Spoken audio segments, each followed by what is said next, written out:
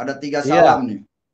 Selamat malam, shalom dan salam sadar, salam kemenangan. Jangan lupa Pak, salam kemenangan. Terima kasih Iya. Pak Yusuf. Ya, puji Tuhan, haleluya. Terima kasih Pak, Bapak ini luar biasa sekali. Saya sangat terinspirasi, ya. Saya sangat diberkati dengan semangat dan dengan apa yang Tuhan percayakan di dalam hidup Bapak, di dalam pelayanan-pelayanan yang Bapak kerjakan. Bapak adalah orang yang luar biasa, yang bisa dicontoh oleh banyak orang Kristen, ya. Bahkan juga mungkin bisa dicontoh oleh banyak hamba Tuhan. Karena semangat Bapak di dalam menyatakan kebenaran itu adalah hal yang tentunya saya percaya bukan berasal dari manusia, Pak Kace, ya.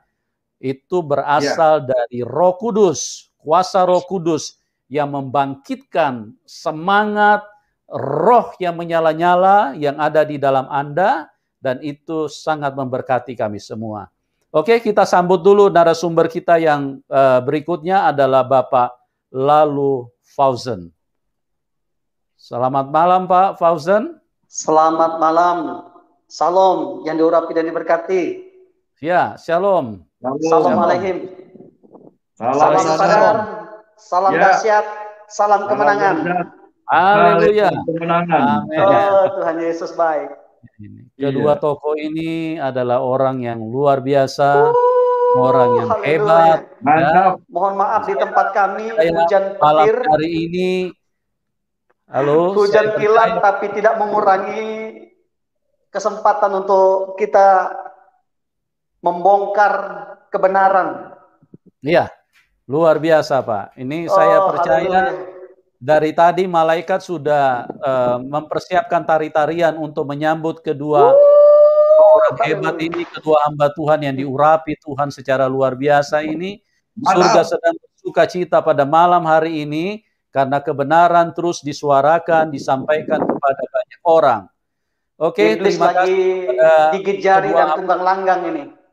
Ya, terima kasih kepada kedua hamba Tuhan yang luar biasa ini. Saya sangat sukacita dan semua teman-teman yang ada di dalam link ini sudah menanti Pak, dan mereka juga sangat diberkati dengan kehadiran Bapak-bapak. Dan pada malam hari ini kami akan mendengarkan ya bagaimana pemahaman Bapak Fauzan dan Pak Kace tentang kebenaran yang menyatakan bahwa Tuhan Yesus itu adalah satu-satunya Tuhan. Amin. Ya, itu di dalam Injil sudah jelas tertulis.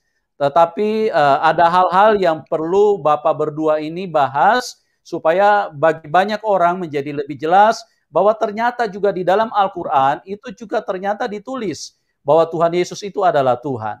Oke, saya tidak berlama-lama lagi karena waktu kita sudah berjalan juga cukup terlambat. Dan saya langsung serahkan kepada kedua hambanya yang luar biasa ini. Silakan Pak. Oke, yang pertama saya mohon maaf dulu karena kondisi di tempat kami sudah kurang lebih 2 minggu tidak pernah hujan. Saya tidak tahu tadi pas jam 6 lewat itu udah mulai hujan lebat, petir lagi di tempat kami.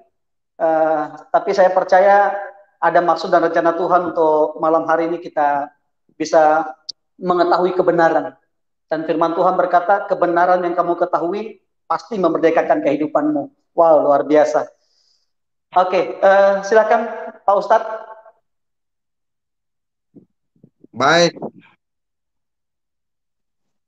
Ini duet maut ya. Siapa? Shalom. Assalamualaikum warahmatullahi wabarakatuh. Waalaikumsalam warahmatullahi wabarakatuh. Wasyukurillah. Alhamdulillah jadi arsala rasula. Isa fa innahu ruhullah wa kalimatuh. Saya jadi pengen ketawa lagi, kayak balik lagi ke Islam.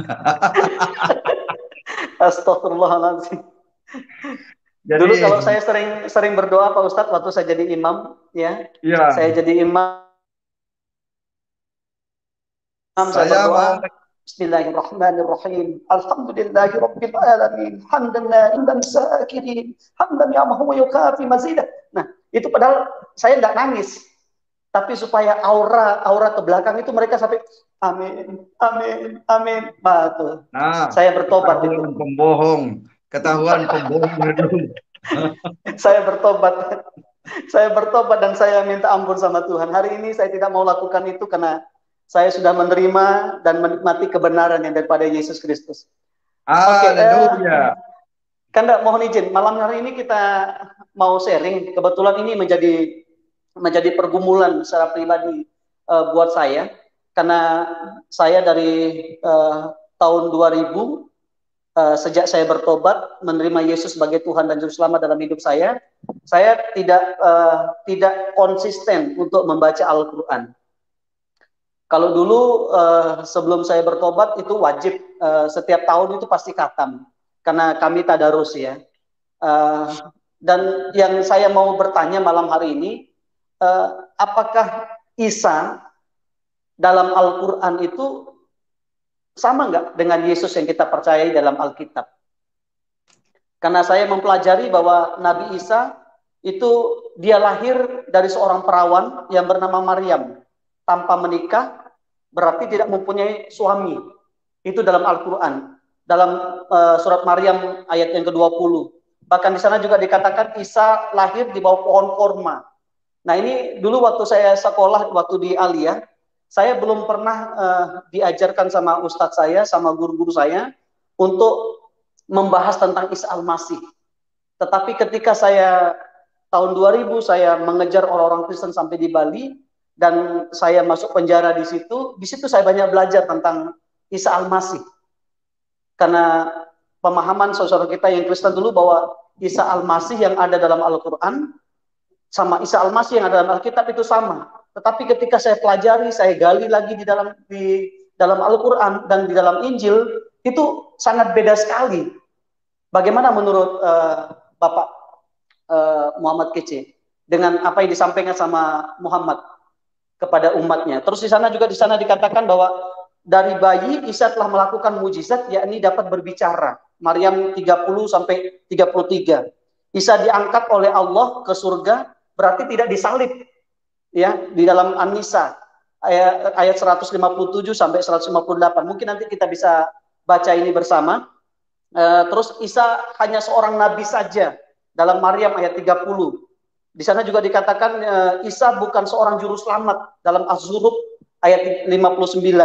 Tapi kalau saya membaca dalam Alkitab, Yesus Kristus itu, atau yang dikenal sama saudara kita bahwa Isa Al-Masih itu, Yesus lahir dari perawan Maria dengan mempunyai seorang suami yang bernama Yusuf. Walaupun sampai Yesus lahir, mereka tidak bersetubuh. Dalam Matius 1 ayat 25. Jadi Yesus murni lahir tanpa adanya hubungan biologis antara pria dan wanita. Yang kedua, Yesus lahir di sebuah rumah dan dibaringkan dalam palungan. Nah, kalau di dalam Al-Quran kan Yesus Isa lahir itu di bawah pohon korma. Itu cerita dari mana? Setelah saya gali-gali ternyata, wah ini dongeng-dongeng yang kayak gimana, seperti dongeng Abu Nawas, seperti akal saya sebelum saya bertobat. Oke, terus Yesus melakukan mujizat pada umur 12 tahun kalau dalam Alkitab, yakni berbincang-bincang dengan alim ulama orang pinter di Israel waktu itu di dalam bait Allah. Ya, terus Yesus mati di atas kayu salib sebagai juru selamat. Sedangkan dalam Islam itu dalam Al-Qur'an Isa tidak mati, langsung diangkat oleh Allah. Nah, yang diserupakan itu adalah muridnya. Saya tidak tahu murid siapa yang diserupakan dalam Al-Qur'an. Dan saya di sana disarankan bahwa Allah itu sebaik penipu. Waduh, luar biasa sekali yang saya ini mungkin yang saya rindu untuk kita mau sharing bersama malam hari ini. Terus selanjutnya Yesus mati dari kayu salib sebagai juru selamat dalam Matius 27 ayat 32 sampai 56. Yesus adalah nabi. Betul, dalam Matius 13 ayat 57 juga disampaikan Yesus adalah nabi, Yesus adalah guru. Matius 8 ayat 19 pasal 19 ayat 16 juga banyak sekali di sana, nanti mungkin kita akan bahas. Yesus juga Tuhan. Ya, di dalam Injil ini dikatakan Yesus bukan hanya sekedar nabi, dia juga guru, dia juga Tuhan. Dalam Yohanes 11 ayat 32. Bahkan Yohanes 13 ayat 13 di sana dikatakan, kamu menyebut aku guru dan Tuhan, dan katamu itu tepat, bahwa aku adalah guru dan Tuhan. Nah, selanjutnya Yesus merupakan juru selamat atau Mesias. Nah, ini yang saya baca dalam Alkitab, Injil yang saya pelajari, yang saya imani sekarang. Dan yang kedua yang mungkin perlu kita sharingkan malam hari ini, kalau memang betul Yesus itu adalah Isa, atau Yesus itu sebagai Tuhan dalam Al-Quran, apakah bisa diterima dengan iman kita sekarang ini? Dan saya membaca dalam Al-Quran bahwa kami dulu orang-orang Islam itu percaya kepada kitab-kitab. Kitab Taurat, kitab Zabur yang diturunkan kepada Nabi Daud, kitab Injil yang diturunkan kepada Isa Al-Masih yang mereka percayai. Tapi saya membaca dalam Al-Quran, belum pernah saya temukan Injil itu yang mana. Sedangkan di kita, di dalam Alkitab itu ada Injil. Injil Matius, Injil Markus, Injil Lukas, Injil Yohanes, seperti itu Bapak. Mungkin kita bisa sharing Bapak. Tapi yang pertama tadi, pertanyaan saya yang pertama tadi itu, apakah Bapak sependapat dengan saya bahwa Isa Al-Masih atau Yesus Kristus yang dalam Al-Quran itu beda dengan Yesus Kristus atau Isa Al-Masih yang kita percaya dalam Alkitab? Baik, terima kasih. Sebelum ke topik pembahasan, mungkin saya akan menyampaikan dulu secara jujur, terutama kepada orang-orang yang beragama Kristen. Jadi takutnya saya nanti dituduh menipu lagi. Jujur, saya identitas KTP saya Haji Muhammad Kosman. Takutnya nanti ada yang mau transfer rekening nggak jadi orang Kristen. Wah, ini begitu. Berarti Nama rukun saya Islam Haji. sudah komplit ya? Ya, Haji Muhammad Kosman. Nah, takutnya ada orang lagi yang mau memualafkan saya. Saya udah Islam, udah Islam di KTP saya. Jadi nggak usah khawatir. Begitu, Masya Allah. Nah, cuman KTP dunia untuk Islam, ini dunia. Hati saya untuk Yesus. Begitu Amin. ceritanya. Wow, luar Kenapa? biasa. Kenapa perahu dua? Enggak. Memang saya statusnya agama Islam. Karena agama Islam itu belum bisa dihilangkan oleh Pak Jokowi sekarang. Masih mayoritas soalnya. Islam itu adalah kekuasaan, raja. Jadi status bisnis saya Islam. Ya.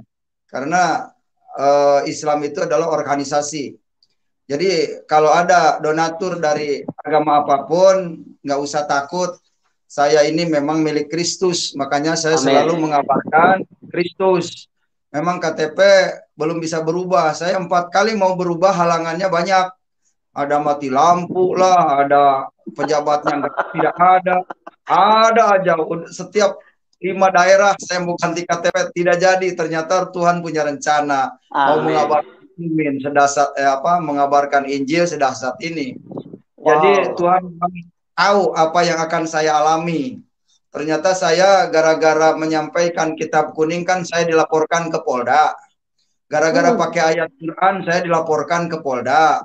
Ya saya orang Islam punya hak dong menyampaikan ayat Al-Quran. Karena memang dari dasarnya background saya dari kecil mengajarkan Al-Quran.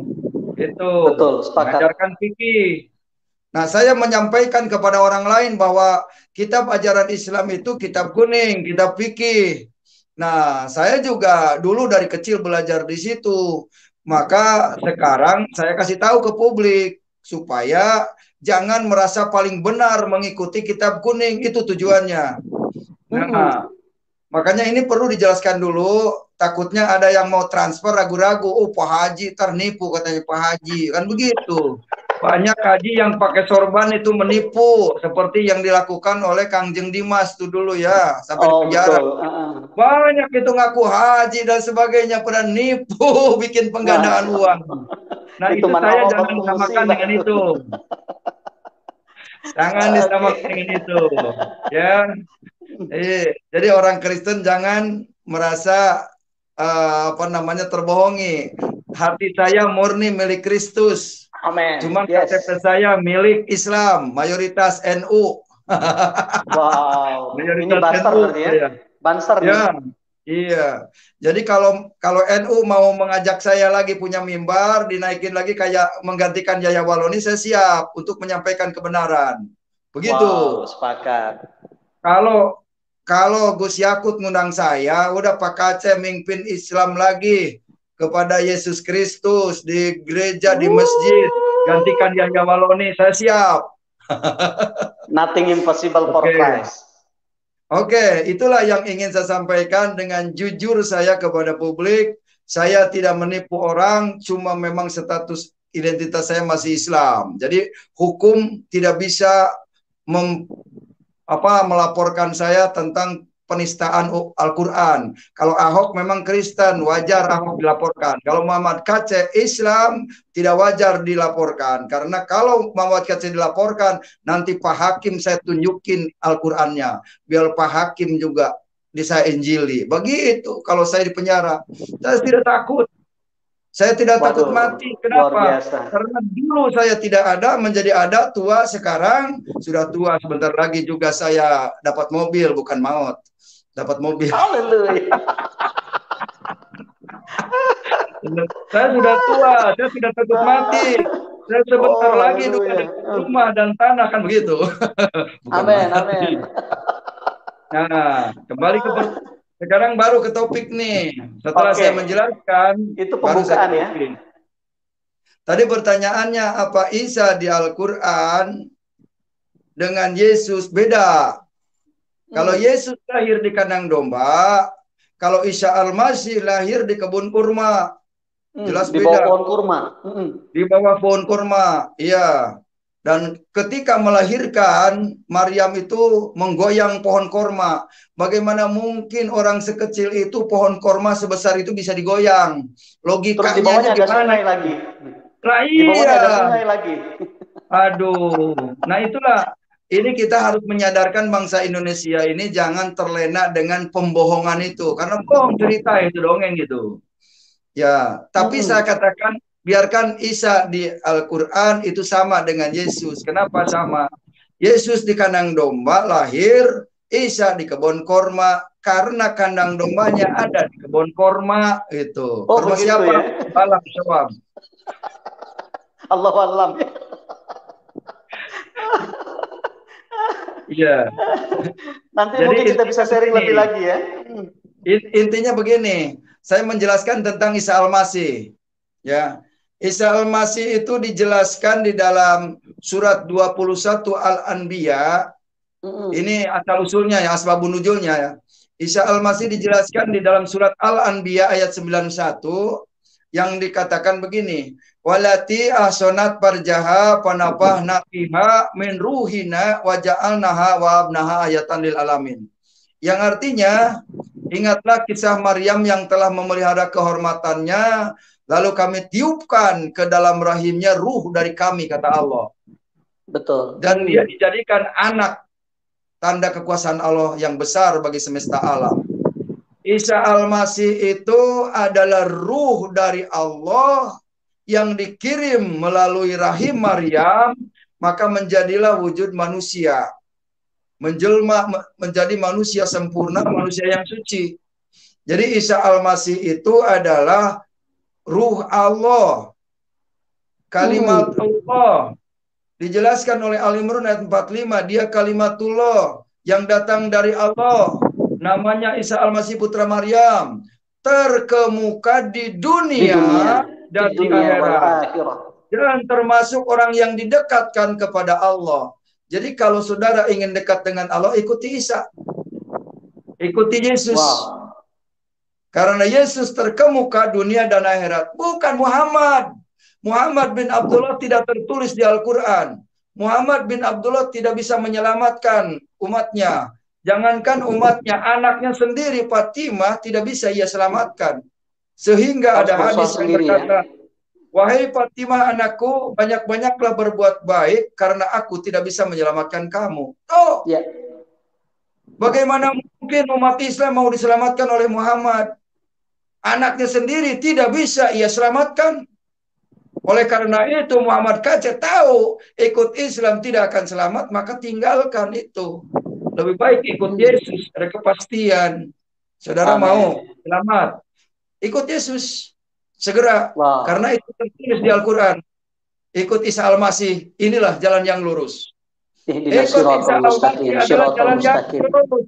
Sekaligus ke ayat 4361 aja huruf. Isa Al-Masih adalah jalan yang lurus. Orang Islam yang tidak mau mengikuti Isa Al-Masih dan dibaptis tidak akan selamat. Karena keselamatan hanya melalui Yesus dan Isa Al-Masih. Sebagaimana dikatakan surat 3 Ali Imran ayat 55. Idqallahu ya Isa inni mutawaffika wa rafi'uka wa mutahhiruka minal ladzina kafaru wa za'ilul ladzina tabauka fawqal ladzina kafaru ila yaumil kiamah. Yes. Yang artinya, ingatlah ketika Allah berfirman. Ini Allah lu yang berfirman. Hai Isa, sesungguhnya aku akan menyampaikan kamu kepada akhir ajalmu dan mengangkat kamu kepadaku serta membersihkan kamu dari orang yang kafir. Dibersihkan dari orang yang kafir. Berarti selain Isa dan pengikutnya berarti orang kafir. Ya. Dan menjadikan orang yang mengikuti kamu Isa di atas orang kafir hingga hari kiamat. Kemudian hanya kepada akulah kembalimu kata Allah. Itu jelas di Al-Quran. Nah pertanyaannya saudara mau ikut Isa atau ikut Muhammad yang nggak jelas? Silakan pilih. Saya tidak mengajak untuk Anda Kristen. Al-Quran mengatakan yang kembalinya kepada Allah adalah Isa dan pengikutnya. Bukan Isa saja. Amin. Nah, tidak ada ayatnya Muhammad akan kembali kepada Allah. Tidak ada ayatnya di Al-Quran. Makanya ini yang paling penting. Saudara kemana mau pergi? Kepada Allah, ikut Isa, ikut Yesus. Begitu. Nah itulah perbedaannya. Kalau Isa di Alkitab, Isa di Al-Quran, Yesus di Alkitab. Dan ingat, ingat Al-Quran berkata, lastum ala say'in hatta tuqimu Taurata wal Injil. Kamu tidak dipandang beragama sedikit pun sehingga kamu menegakkan ajaran-ajaran Taurat dan Injil. Taurat dan Injil. Kalau saudara percaya kepada Al-Quran, harus ikuti Taurat dan Injil. Di mana adanya Taurat dan Injil? Tuh di Pak Paul Jan. Silakan datang ke Pak Paul Jan minta Taurat dan Injil. Ya? Iya, di Bible adanya. Oke, saya mau maaf. Di Mesir tidak ada Taurat dan Injil. Di Mesir tidak ada Taurat dan Injil. Yang ada Al-Quran. Al-Quran menunjukkan mengikuti Taurat dan Injil. Di dalam Taurat dan Injil ada petunjuk cahaya yang menerangi untuk takwa. Jadi kalau tidak mengikuti Taurat Injil, takwanya tidak benar di hadapan Allah. Tidak sempurna. Tidak sempurna. Itu saja sementara jawaban perbedaan Isa Al-Masih dengan Yesus. Oke, ya. Tadi kebetulan disinggung masalah Taurat dan Injil. Nah, di dalam Al-Quran ada nggak Taurat dan Injil? Karena saya melihat dari sejarah Nabi Abraham, Nabi Ishak itu tidak berurutan. Itu seperti dongeng yang bersambung seperti itu, Bapak mohon maaf. Baik. Yang mana yang disebut Taurat dalam Al-Quran dan Injil dalam Al-Quran? Saya jawab, di Al-Quran tidak ada Taurat. Yang ada di Al-Quran adalah sapi betina. Ya, betul. Yang ada di Al-Quran adalah Anisa. Yang ada di Quran adalah lebah. Yang ada di Al-Quran ada Ankabut, laba-laba. Yang ada di Al-Quran adalah jin. Surat jin. Surat jin, iya. Betul. Ada pesan jin. Kalau mau ke Ka'bah kata naik pesawat, wirid surat jin. Dari semalam 40 kali. Nah di Quran itu tidak ada Taurat. Yang ada cerita ayatnya ada yang hampir mirip dengan cerita Taurat. Karena memang Al-Quran itu sebagian dari ayat-ayat Alkitab. Kalau Taurat tidak ada. Cuma ayatnya ada yang mirip dengan Taurat. Begitu. Karena memang Al-Quran, ayat Al-Quran itu diambil dari ayat-ayat Alkitab. Sebagaimana dikatakan surat 43 Al-Zuhruf ayat yang keempat. Begitu. Jelas itu. Luar biasa. Al-Quran adalah mengambil ayat-ayat Alkitab. Oke, Begitu. kalau kita membaca Taurat itu kan kitab yang diturunkan kepada Nabi Musa, Kejadian, Keluaran, Imamat, Bilangan, Ulangan. Nah, di situ ada cerita tentang Nabi Ibrahim. Nah, dalam Al-Quran saya pernah belajar waktu saya sekolah dulu bahwa yang dibakar itu Nabi Ibrahim yang tidak bisa dibakar. Tapi saya Iya, membaca dalam benar. Alkitab kok tidak ada. Bahkan yang di sana itu yang dibakar itu sama Nebukadnezar itu kan Sadrak, Mesak dan Abednego. Kok bisa dalam Al-Quran itu yang dibakar itu Nabi Ibrahim? Bapak pernah Ayatnya mendengar itu? ayatnya ada. Ayatnya ada di Al-Qur'an. Cuman dijadikan doa supaya memegang api tidak panas. Ada Iya, ayatnya begini, ya narukuni bardawa salaman ala Ibrahim kun payakun, kan begitu ayatnya. iya betul. Jadi itu bisa Makanya dijadikan doa. Siapa yang ingin megang api tidak panas harus baca ayat itu itu sehari jadi ilmu semalam kebal saya 40 dulu. kali. 40 kali baca ayat itu, puasa 40 hari. Begitu. Jangan makan garam, jangan makan Saya gula. mutih dulu ya, betul, Nasi mutih. saja, iya, 40 hari ya. Saudara-saudara yang mendengarkan, kalau mau kebal dengan api, baca ayat itu. Baca ayat itu. Tapi saya sudah pelepasan saya. Bahkan itu Itu jadi pelet buat dulu. saya dulu. Itu dulu. Begitu. Haleluya. Oh, Tuhan. Itu bagaimana menurut Bapak tentang cerita Nabi Ibrahim yang dibakar itu? Sebelum kita kembali ke topik. Karena ini Jadi, memang cerita itu tidak runut. Karena apa? Namanya juga ayat ayat ngambil curi, comot-comot ya, comot-comot. comot-comot. Makanya nggak pernah runut. Kalau menurut Jadi, Bapak tentang pendeta Waroka bin Naufal, pamannya Siti Khadijah itu bagaimana Bapak? Karena ini kita akan belajar tentang Injil. Karena saya belajar iya, bahwa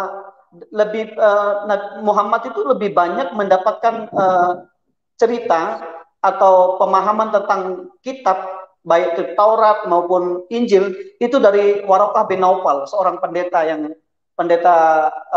apa istilahnya apa itu yang kaum Yudais itu ya, iya, yang diikuti benar. sama betul sekali ya.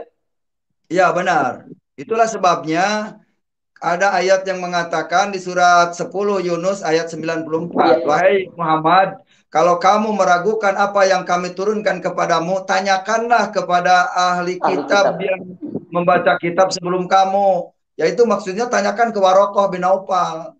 Jadi semuanya itu dapat Oh, petunjuk.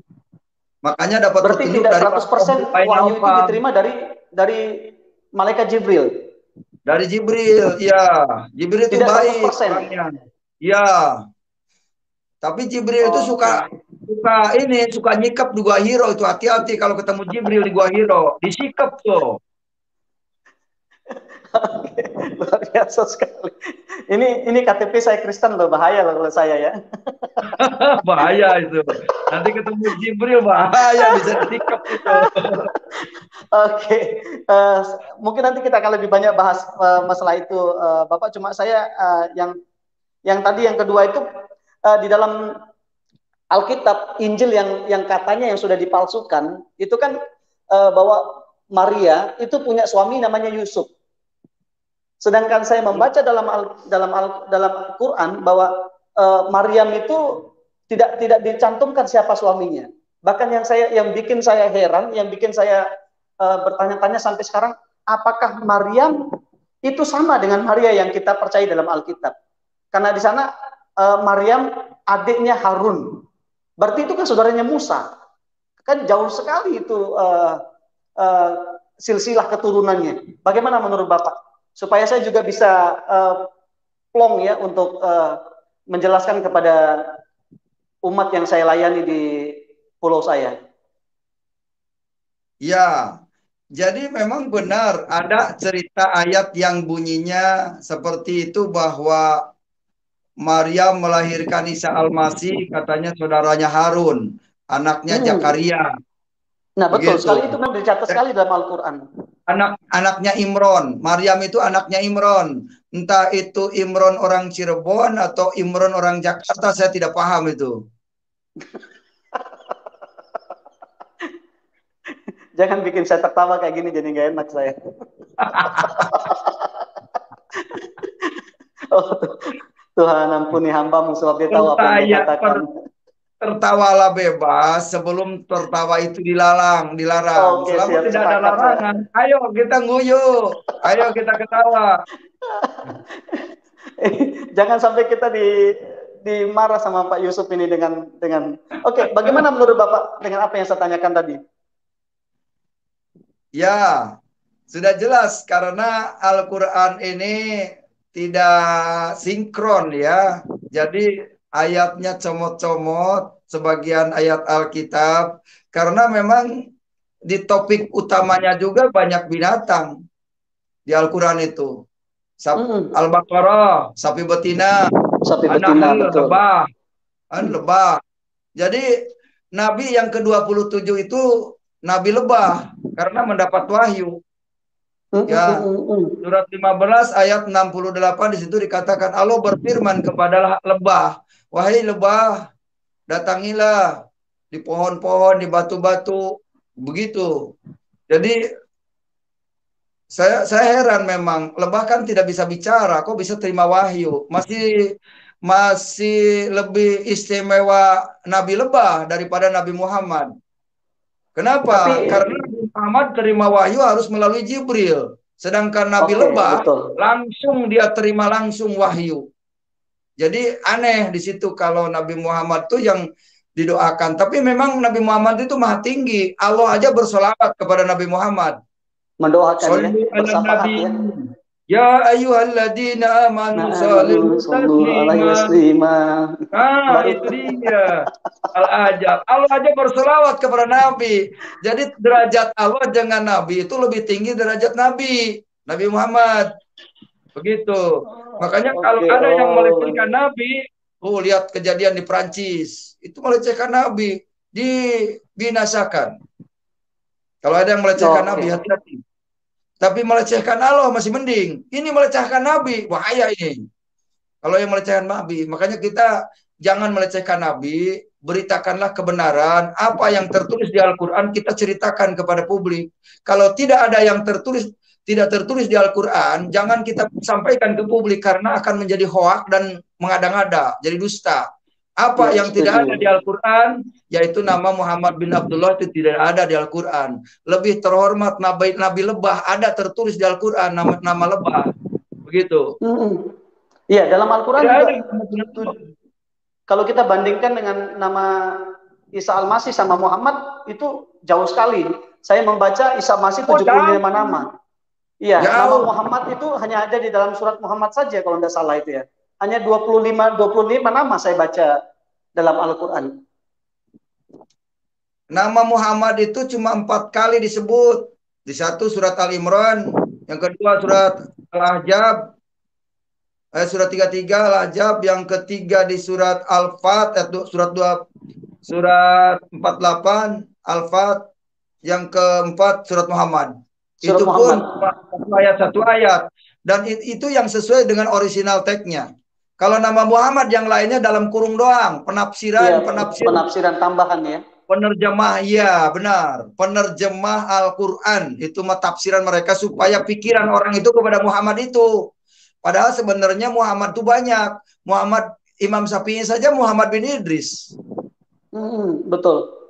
Makanya Muhammad bin Abdullah tidak ada di Al-Quran.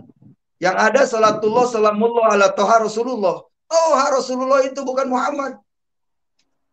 Begitu. Oke. Salatullah salamullah ala Rasulillah. Salatullah salamullah ala Yasin Habibillah. Yasin Habibillah itu bukan Rizik Syihab. Jadi harus sadar. Baru tahu ya, luar biasa. Dulu saya hanya bisa ngucapin saja berarti ya. Cuma saya tidak ngerti maknanya apa. Makanya saya bersyukur mengenal Tuhan Yesus Kristus. Di situ saya selubung itu disingkatkan, selubung itu diangkat. Dulu saya sangat benci sekali ketika saya mendengar saudara saya menceritakan tentang Muhammad, terus menghina Muhammad itu kayak apa ya? Di hati saya itu kayak membara sekali gitu loh.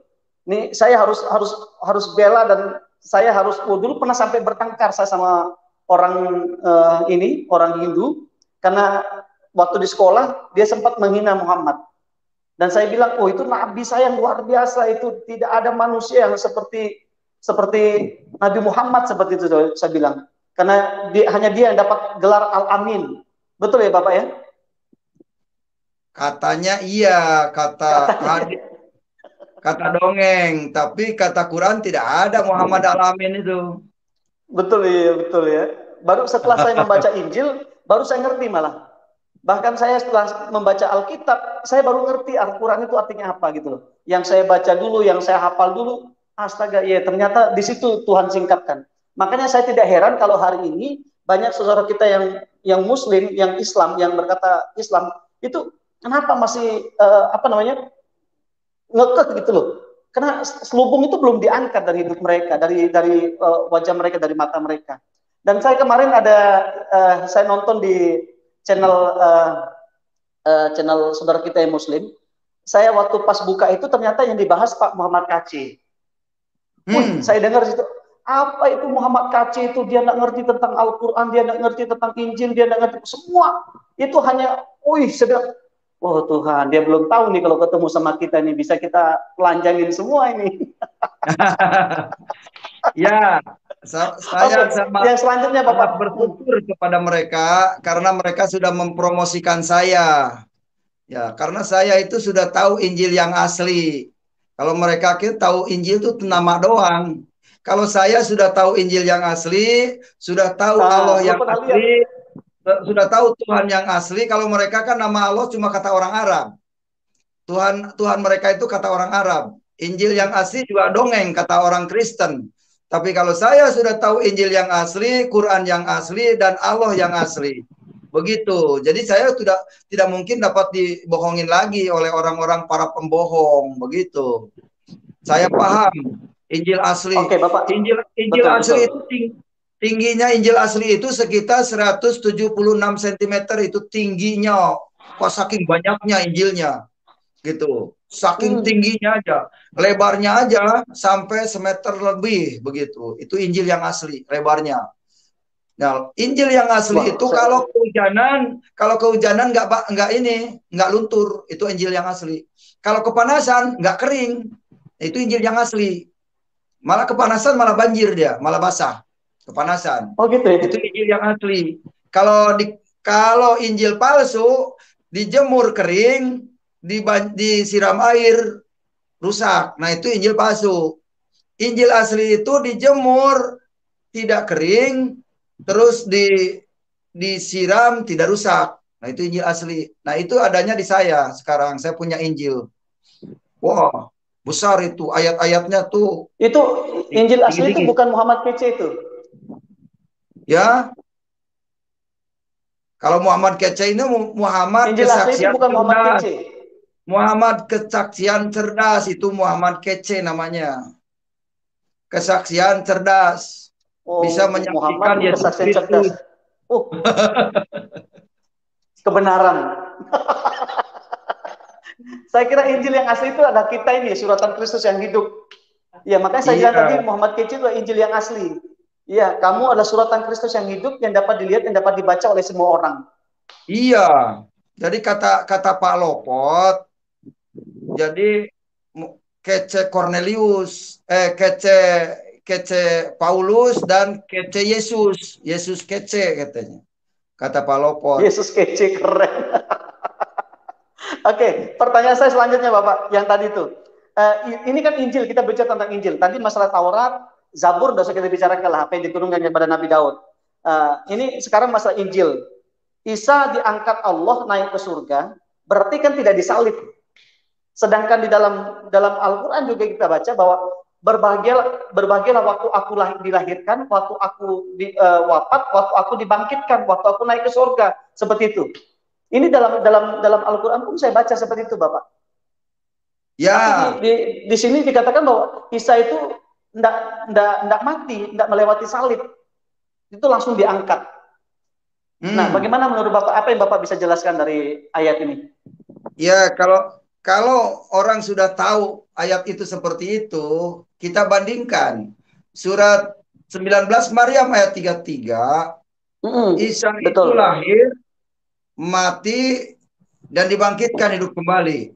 Betul. Nah, terus surat An-Nisa ayat 157, Isa itu tidak mati, langsung diangkat. Nah, di sini Anda bisa menentukan, ternyata Al-Quran itu kontradiksi antara ayat surat 19 Maryam 33 dengan ayat An-Nisa ayat 157.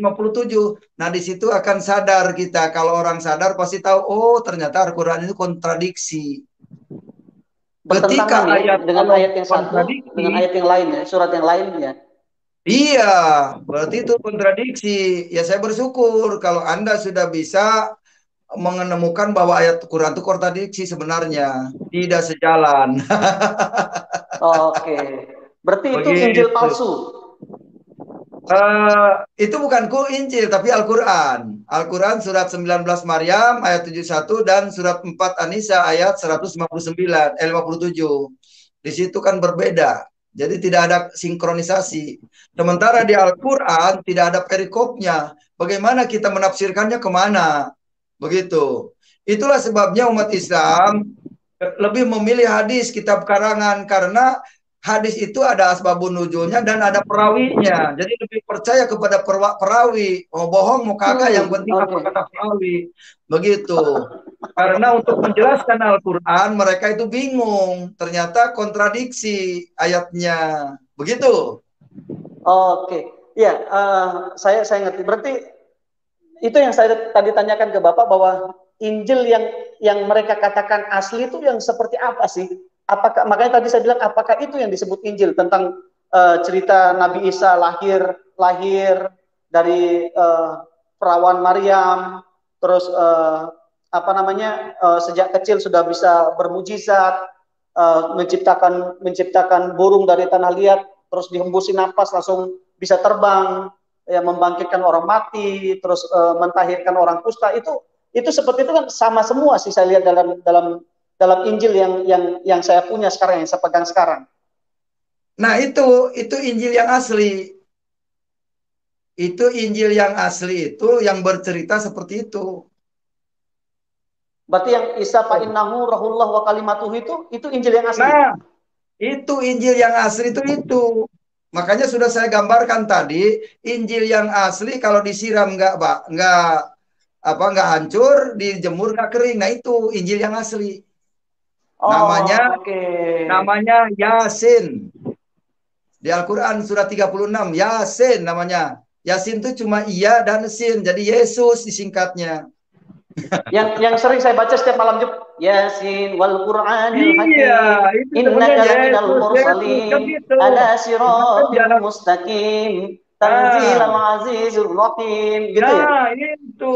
Cuman orang jarang memahami ke situ, cuma baca aja Yasin wal Qur'anil Hakim. Bisa baca, nggak ngerti artinya, maknanya.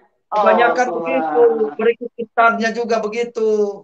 Makanya mereka ngarang-ngarang di dalam salib Kristen ada jin kafir. Haleluya, kan gitu. Padahal tidak ada di salib itu, takut jin itu sama salib. Yang ada jin itu di Al-Quran surat 72 Al-Jin.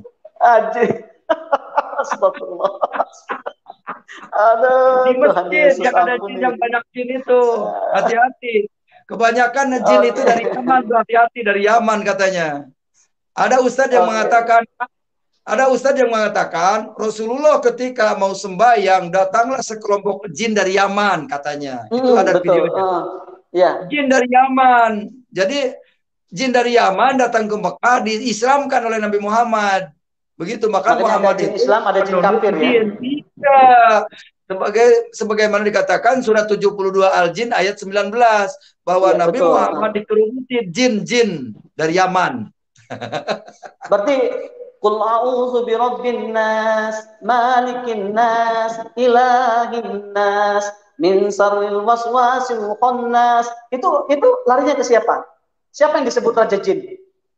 Kepada Bukan. Aladi wasis kul a'udzu birabbin nas itu yang maksudnya Malikin kul nas. Tuhan manusia. Siapa Tuhan Oke. manusia? Yesus. Oke, Malikin nas, sepakat. Raja manusia. Siapa Raja manusia? Yesus. Amin. Ilahi nas. Manusia ilahi siapa? Yesus. Yes. Kalau yang membisikkan di dalam hatinya tidak boleh percaya Yesus, itu dari jin yang berbentuk manusia. Itu maksudnya. Oke. Yang menghalang-halangi percaya Yesus Tuhan, itu adalah jin yang dari dalam hati manusia. Begitu. Itu Makanya mungkin yang jin disebut yang sama yang tadi itu jin di salib itu ya. iya, makanya banyak orang kalau sudah kesurupan jin, lihat aja demo berjilid-jilid, ya kan, melawan Ah, pemerintah, tidak mau dengan kata-kata yang disidang. Nah, itu kasar. kemasukan jin itu. Iya, saya heran juga dulu ya. Saya mohon maaf dulu, saya sering bilang, Allahu Akbar, saya bakar gereja. Allahu Itu Akbar. kemasukan jin. Sekarang jinnya udah pada Oh, keluar kan? astagfirullah. Udah pelepasan.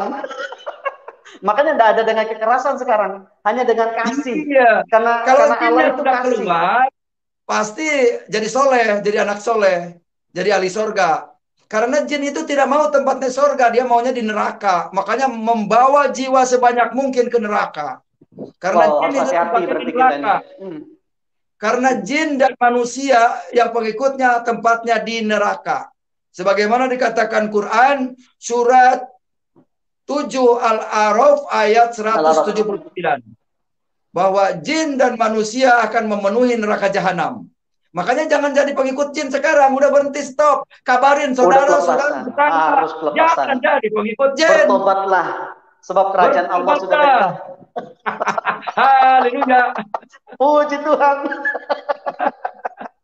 Seru ini. Dulu ada teman saya waktu ngejar-ngejar orang Kristen ke Bali itu, ada teman saya Ustadz, dia berkata begini sama saya, Bapak, lu, kamu hati-hati, karena kamu sudah murtad, darahmu halal. Wih, saya sempat takut juga sih, darahmu halal itu kan, karena bagi mereka, kalau saya sudah keluar dari Islam itu kan, darah saya halal.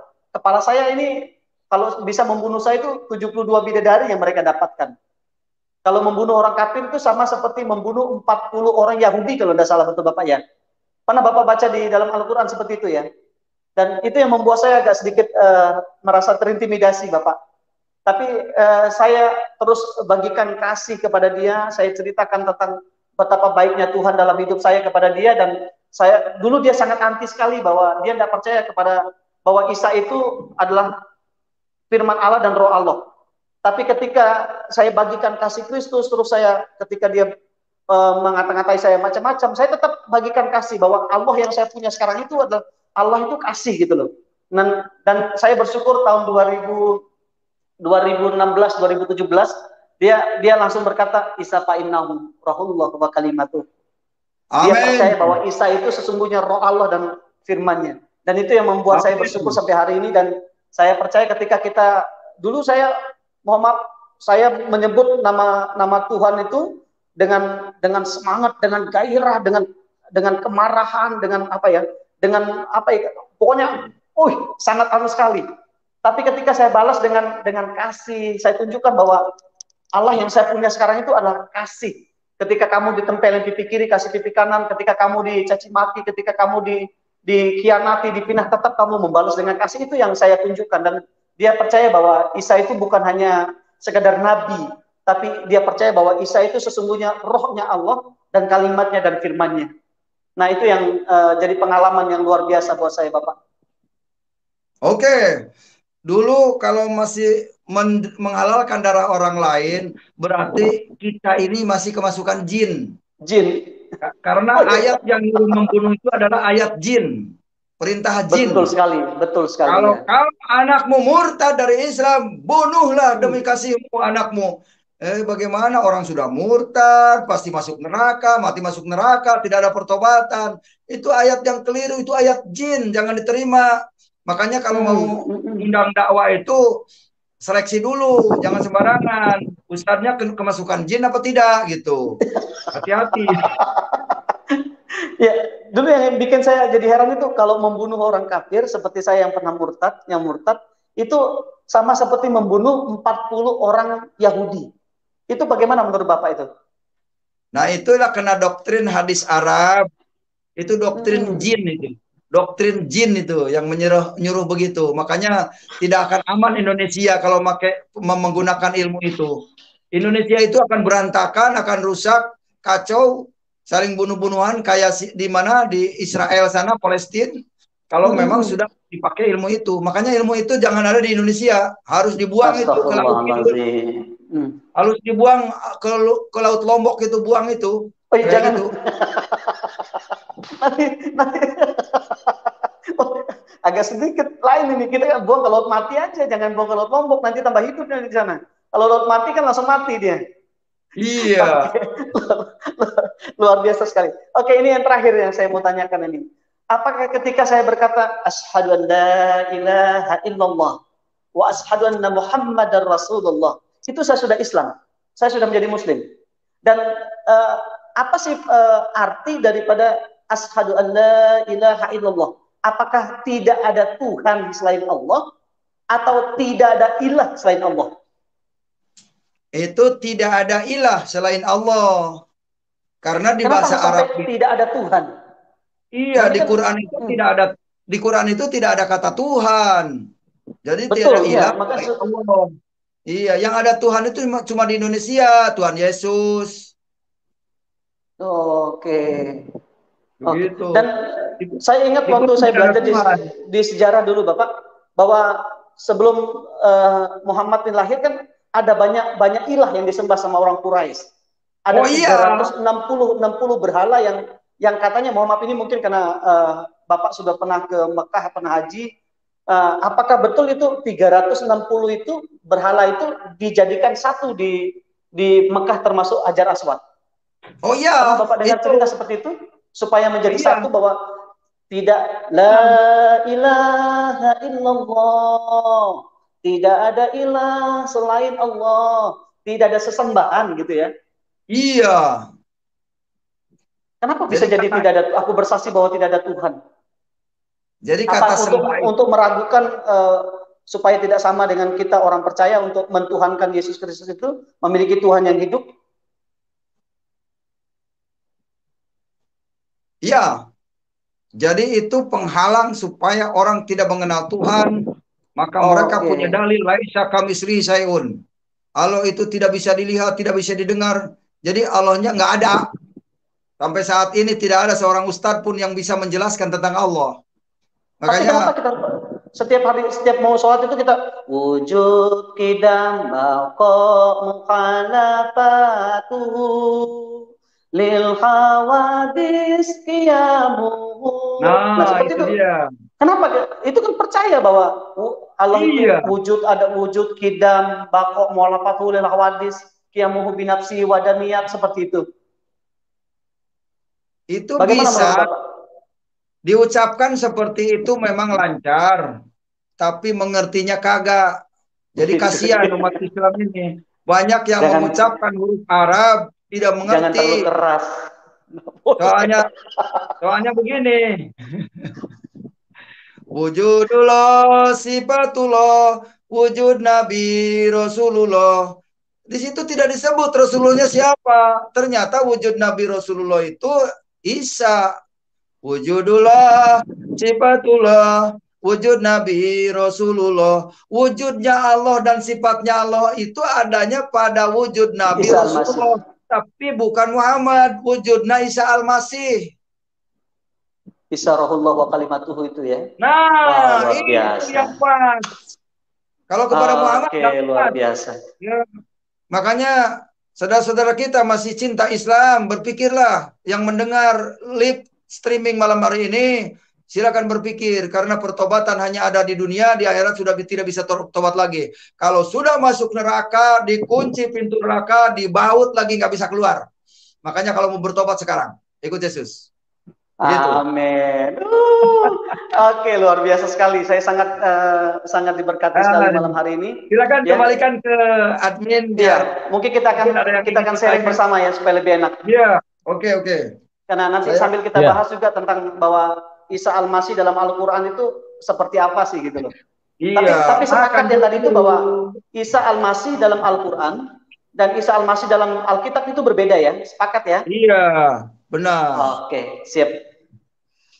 Harus hati-hati berarti. Oke. Silakan Bapak. Luar biasa. Saya sangat puas sekali malam hari ini. Luar biasa, luar biasa. Kalau ya, Pak Muhammad Kece, beliau pakai KTP Islam, Pak. Saya KTP Kristen. Itu jangan sampai main Allah batul musibah talquhum wajana. Malaikat nggak bakal tanya KTP, yang ditanya itu man robuka, siapa Tuhanmu? Wah, kita buka siapa kitabmu, Taurat, Injil atau hadis dan fikih, itu yang ditanyakan. Kalau dijawab wa nabiuka, wa ma kiblatuka, apa yang harus kita jawab? Wa nabi muka, siapa nabimu? Muhammad Kece. Jangan salah. Astagfirullahaladzim. Pak Muhammad Kece ini sudah mau mengangkat diri jadi nabi juga nih Pak Kece.